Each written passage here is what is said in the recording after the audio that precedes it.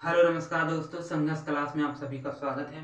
आइए आज हम पढ़ने वाले हैं भौतिक राशियाँ। भौतिक राशियाँ हम जानते हैं भौतिक राशियाँ किसे कहते हैं। भौतिक राशियाँ वह पदार्थ जिनको शुद्ध रूप से मापने की इकाई को ही हम भौतिक राशि कहते हैं। किसी भी वस्तु को शुद्ध रूप से मापने की क्रिया को ही हम भौतिक राशि कहते हैं। जैसे हम कहीं दूध लेने जाते हैं, हम कहते हैं 1 लीटर दूध दे दीजिए, या हम कहीं दुकान पे जाते हैं दाल या चीनी खरीदने, तो हम कहते हैं 1 किलो दाल दे दीजिए या 2 किलो दाल दे दीजिए।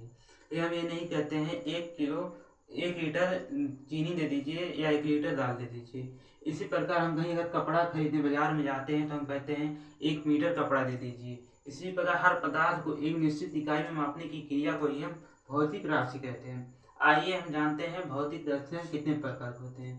तो भौतिक राशियाँ 2 प्रकार के होते हैं। नंबर 1 है मूल राशि। नंबर 1 है मूल राशि। नंबर 2 है व्युत्पन्न राशि। व्युत्पन्न राशि। आइए हम पढ़ते हैं मूल राशियां और व्युत्पन्न राशियां।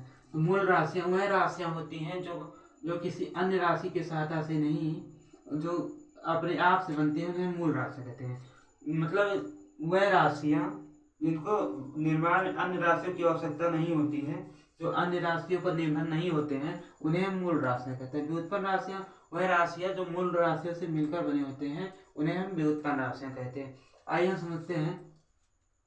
जैसे ये हमारा हो गया, ये घा है, ये रा है, ये हमारा घा और रा है, लेकिन जब ये जुड़ जाता है तो ये हमारा हो जाता है घर।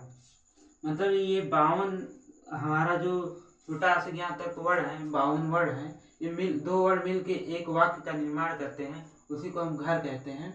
और ये घर एक वाक्य का निर्माण करते, नए वाक्य का निर्माण करते हैं। उसी प्रकार हमारा मूल राशियां हैं।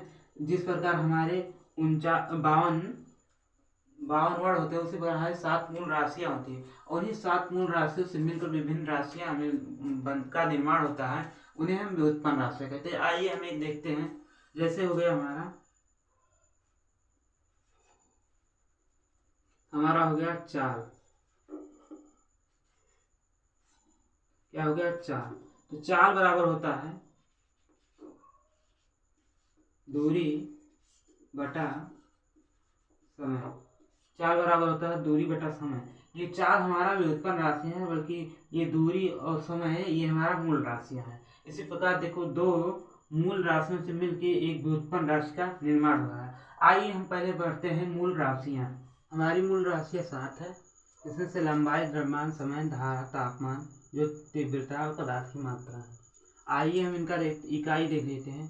तो लंबाई का होता है मीटर,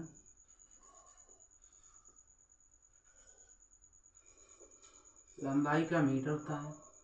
द्रव्यमान का किलोग्राम, द्रव्यमान का किलोग्राम। समय का सेकंड,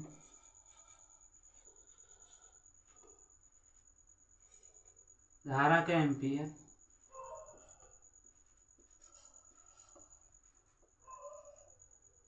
धारा का एम्पियर।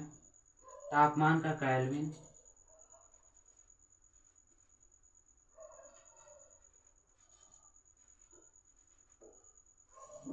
तापमान का केल्विन। जो तीव्रता का कैंडिला, जो तीव्रता का कैंडिला।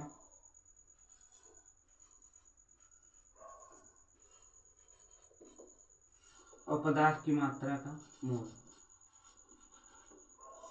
पदार्थ की मात्रा का मोल। आइए हम फिर से देख लेते हैं।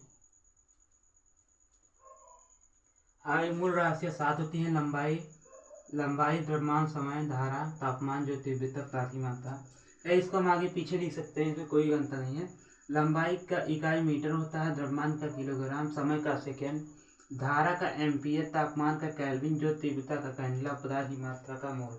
आइए हम अगर कहीं पर व्यक्त करते हैं इसे, तो हम इतने बड़े बड़े मीटर किलोग्राम नहीं लिखते हैं। आइए हम देखते हैं इसको किससे हम व्यक्त कर सकते हैं। जैसे ये मीटर होगा, मीटर को हम एम से व्यक्त करते हैं। किलोग्राम हो गया, इसे हम केजीज ग्राम करते हैं। सेकंड को हम एस से करते हैं, एम्पियर को हम ए से करते हैं, और जो हमारा तापमान है इसे के से करते हैं, और कैंडिला जो है इसे हम सी डी से प्रतीक करते हैं, और जो हमारा पदार्थ का मोल है इसे हम एन से प्रतीक करते हैं। आगे हम देखते हैं, इसका हम बीमा देख लेते हैं। ये इसकी इकाई हो गई। बीमा देखते हैं,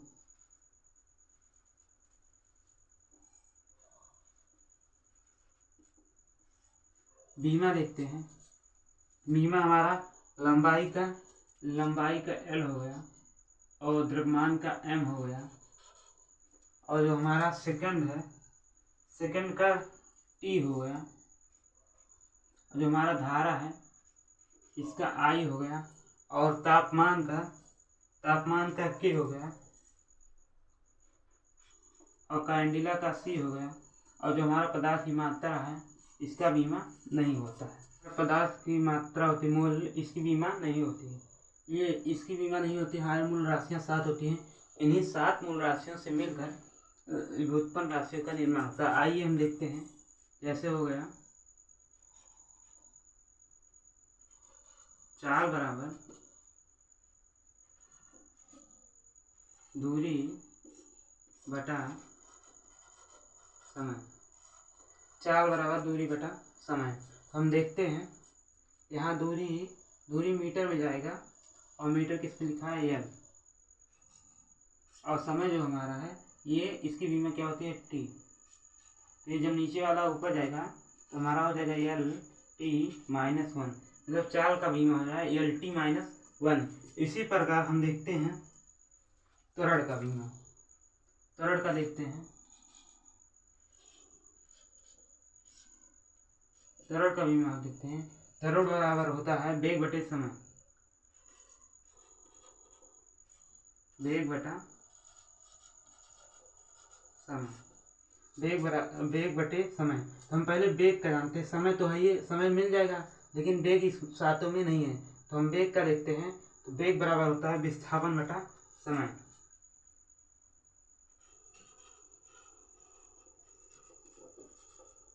विस्थापन बटा समय, और ये बटे समय, ये है ये समय।